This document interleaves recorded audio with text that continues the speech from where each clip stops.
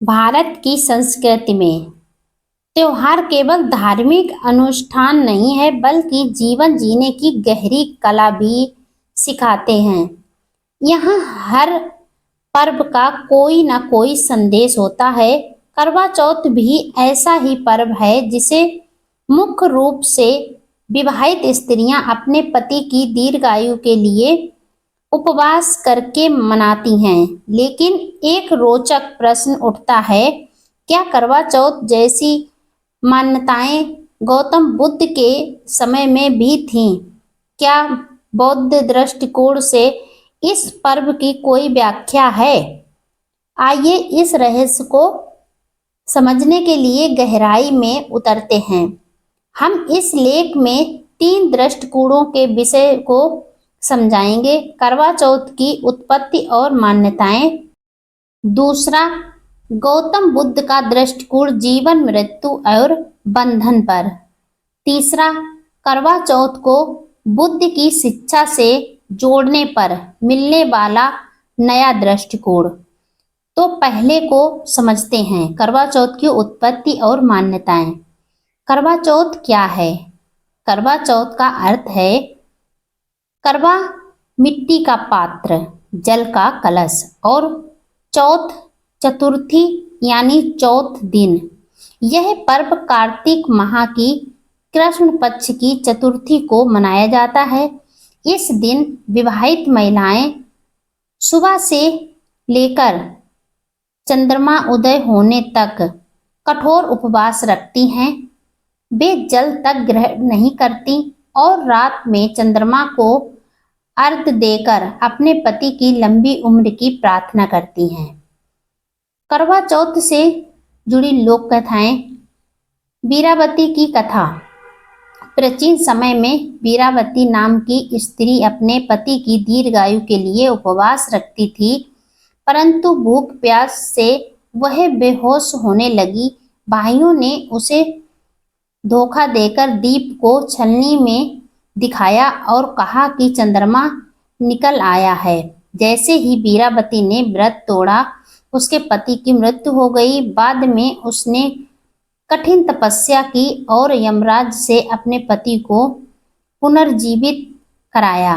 तब से करवा चौथ व्रत की महत्व मानी गई। करवा चौथ की कथा।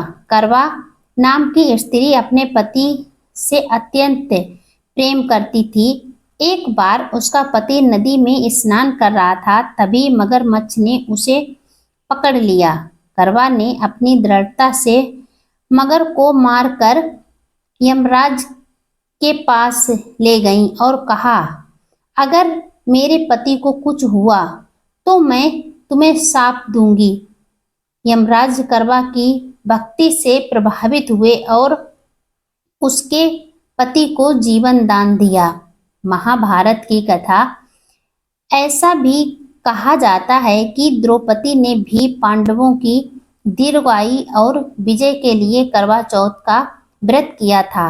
इन कथाओं से यह स्पष्ट है कि करवा चौथ केवल पति पत्नी के रिश्ते का प्रतीक नहीं है, बल्कि यह निष्ठा, संयम और विश्वास का पर्व है।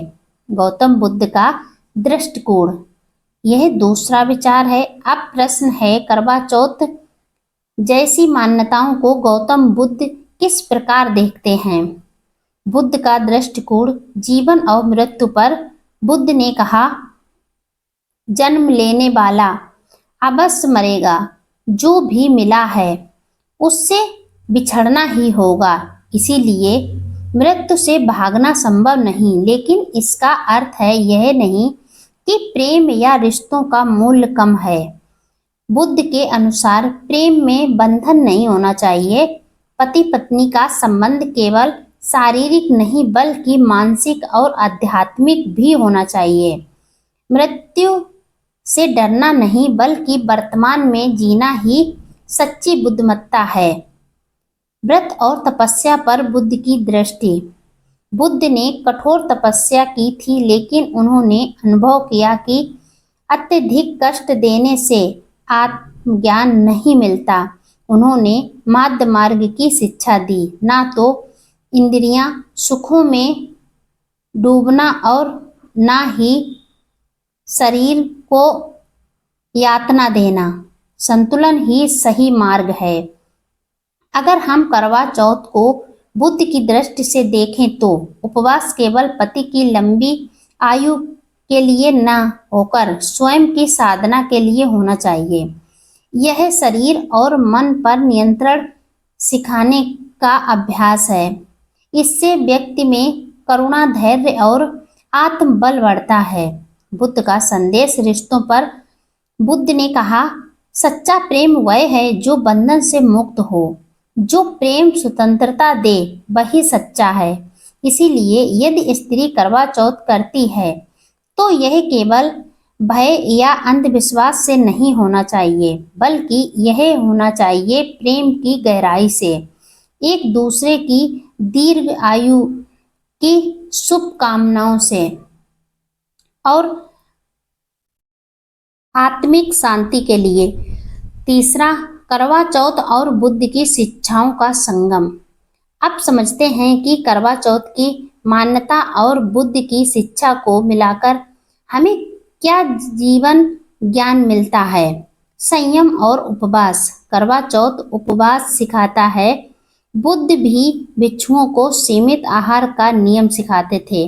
दोनों का संदेश है, संयम से शरीर स्वस्थ और मन दृढ़ होता है। प्रेम और निष्ठा। करवा चौथ में पत्नी अपने पति के लिए उपवास करती है। बुद्ध कहते हैं, सच्चा प्रेम स्वार्थ रहित होना चाहिए। इसीलिए करवा चौथ का असली अर्थ है एक दूसरे की खुशी और स्वास्थ्य के लिए निस्वार्थ भाव से प्रार्थना करना। इसीलिए करवा चौथ दोनों कर सकते हैं, पति पत्नी के लिए और पत्नी पति के लिए। इससे आपसी प्रेम बढ़ता है। मृत्यु का सत्य। करवा चौथ की कहानियों में पति को मृत्यु से बचाने की कथा है, लेकिन बुद्ध सिखाते हैं मृत्यु अवश्य भी है। इसीलिए करवा चौथ का संदेश यह होना चाहिए कि जब तक जीवन है तब तक प्रेम को सार्थक बनाओ, वर्तमान क्षण को सुंदर बनाओ। स्त्री करवा चौथ में अडिग उपवास करती है। बुद्ध कहते हैं, असली शक्ति भीतर से आती है। इसीलिए करवा चौथ केवल बाहरी रीति रिवाज न रहकर आंतरिक संकल्पना का उत्सव होना चाहिए। एक बार मगध में बुद्ध के पास एक स्त्री आई। उसका पति बीमार था और वह करवा चौथ का व्रत कर रही थी। उसने बुद्ध से पूछा, भगवान, क्या सचमुच मेरे उपवास से मेरे पति की मृत्यु टल सकती है? मेरे पति को लंबी आयु मिल सकती है? बुद्ध मुस्कुराए और बोले, मृत्यु तो किसी के बस में नहीं पुत्री, लेकिन तुम्हारा व्रत व्यर्थ नहीं है। अगर तुम यह व्रत प्रेम, संयम और करुणा से करती हो तो तुम्हारे पति को मानसिक शक्ति मिलेगी। तुम्हारे भीतर का धैर्य उन्हें जीने की प्रेरणा देगा। लेकिन याद रखो, जीवन और मृत्यु प्रकृति के नियम हैं। सच्चा व्रत यह है कि तुम भय और आसक्ति को त्यागो और वर्तमान क्षण को प्रेम से जियो। स्त्री ने बुद्ध की बात सुनी और उसकी आंखों से आंसू बह निकले। उसने समझ लिया कि करवा चौथ केवल पति की आयु बढ़ाने का पर्व नहीं है, बल्कि प्रेम को गहराई देने का अवसर है। इससे आपस में प्रेम बढ़ता है और एक दूसरे का विश्वास भी बढ़ता है। यह व्रत दोनों को करना चाहिए, पति को पत्नी के लिए और पत्नी को पति के लिए। इससे शरीर भी अच्छा होता है। कहते हैं कि 8 दिन में या महीने भर में एक बार व्रत जरूर करना चाहिए। इससे हमारा शरीर स्वस्थ रहता है। और ये तो एक पावन और शुद्ध और आत्मा को शुद्ध करने वाला, प्रेम को बढ़ाने वाला, एक दूसरे में विश्वास को जागृत करने का व्रत है। तो इसे तो हर किसी को खुशी खुशी करना चाहिए। आज के समय में करवा चौथ को अक्सर केवल परंपरा समझा जाता है। कई बार ये दिखावे का पर्व भी बन गया है, लेकिन ऐसा नहीं होता है। किसी कार्य को हम करते हैं तो उसके कुछ ना कुछ तो परिणाम होता है, कुछ ना कुछ उसके लाभ भी मिलते हैं। अगर आयु ना बढ़े, अगर मृत्यु को बस में नहीं किया जा सकता है, तो आपस के प्रेम को तो बढ़ाया जा सकता है। महंगे गहने, कपड़े और सामाजिक प्रदर्शन को दिखावा मानते हैं, लेकिन यह व्रत सिंपल तरीके से भी किया जा सकता है। लेकिन अगर हम बुद्ध की दृष्टि अपनाएं तो करवा चौथ स्त्री पुरुष दोनों के लिए हो सकता है। पति भी पत्नी के लिए उपवास कर सकता है, क्योंकि प्रेम परस्पर है। यह पर्व आत्मिक अनुशासन और निस्वार्थ भाव से करना चाहिए। यह हमें याद दिलाता है कि जीवन क्षणभंगुर है, इसीलिए हर क्षण प्रेम से जीना चाहिए।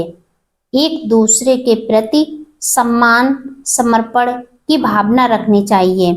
करवा चौथ और बुद्ध पहली दृष्टि में दोनों अलग अलग दिखते हैं। करवा चौथ लोक मान्यताएं और परंपरा पर आधारित है, जबकि बुद्ध का मार्ग तर्क, अनुभव और साधना पर। लेकिन जब हम गहराई से देखते हैं तो पाते हैं कि करवा चौथ का व्रत संयम, निष्ठा और प्रेम का प्रतीक है।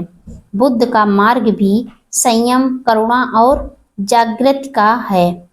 करवा चौथ मृत्यु से बचाने की कथा सुनाता है और बुद्ध मृत्यु को स्वीकार करने की शिक्षा देता है। दोनों मिलाकर हमें यह सिखाते हैं कि मृत्यु को टालना संभव नहीं, लेकिन जीवन को सार्थक बनाना संभव है। इसीलिए अगर करवा चौथ को बुद्ध की दृष्टि से देखें तो यह केवल परंपरा नहीं, बल्कि जीवन का उत्सव बन जाता है।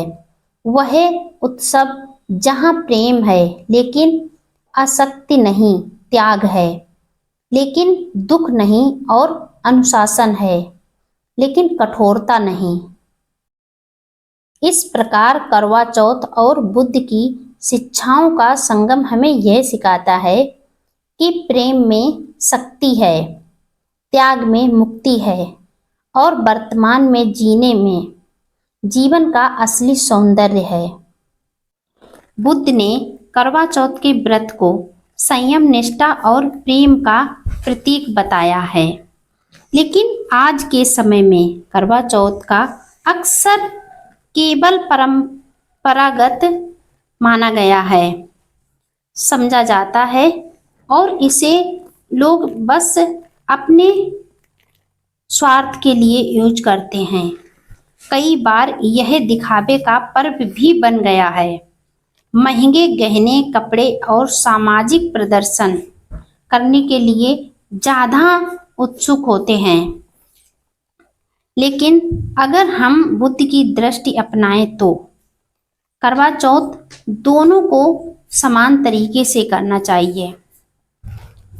पति भी पत्नी के लिए उपवास कर सकता है और ऐसा करता है तो आपसी प्रेम बढ़ता है, एक दूसरे में अच्छी भावनाएं आती हैं, एक दूसरे का प्रेम बढ़ता है। यह पर्व आध्यात्मिक अनुशासन और निस्वार्थ भाव का अभ्यास बन सकता है। अगर इसे प्रेम और निष्ठा, संयम से किया जाए तो बुद्ध का मार्ग भी संयम, करुणा और जागृति का है। करवा चौथ मृत्यु से बचने की कथा सुनाता है और बुद्ध मृत्यु को स्वीकार करने की शिक्षा देते हैं।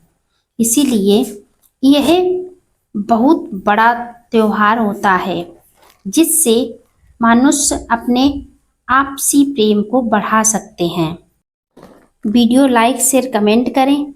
अगर आप चैनल पर पहली बार आए हैं तो चैनल को सब्सक्राइब करके बेल आइकन जरूर प्रेस कर दें, जिससे मेरा आने वाला हर एक वीडियो आपको समय पर मिलता रहे।